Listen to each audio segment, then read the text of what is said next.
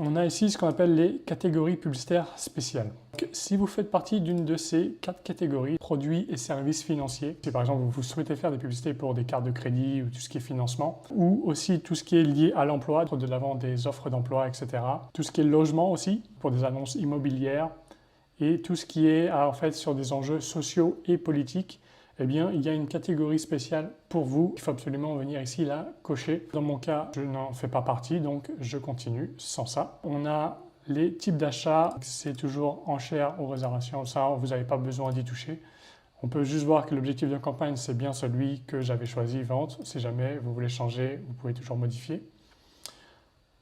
Donc si on continue, on a ici cette publicité de catalogue Advantage Plus. Donc ça, c'est vraiment réservé pour les e-commerce, pour les personnes qui font des ventes.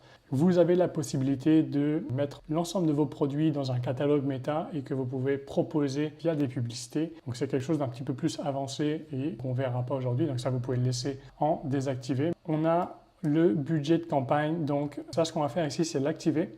Et vous allez pouvoir donc définir quel budget quotidien vous souhaitez investir en publicité Facebook. Est-ce que c'est 10 $, 10 €, 20 $, 20 €? Ce que je vous recommande, c'est d'y aller avec minimalement 10 $ ou 10 €. Et également, on a ce qu'on appelle 2 types de budget. Donc, on peut y aller avec ce qu'on appelle un budget quotidien ou avec un budget global. Donc, budget quotidien, moi, c'est ce que je vous recommande. Le budget global, c'est un budget qu'on va pouvoir prédéfinir d'avance et disons, on va dire, on va mettre 500 $ ou 500 € pendant tel jour à tel jour. Et ça va être quelque chose qui va être un petit peu plus intéressant. Par exemple, si vous faites de l'événementiel, à ce moment-là, vous pouvez plutôt aller sur un budget global et par la suite, quand vous cliquerez ici sur suivant, vous allez pouvoir définir une date de début et une date de fin pour vos publicités. Partons sur un budget quotidien ici. Test AB, c'est vraiment pas quelque chose que je vous recommande de toucher. Et quand on est prêt, on va cliquer ici sur suivant.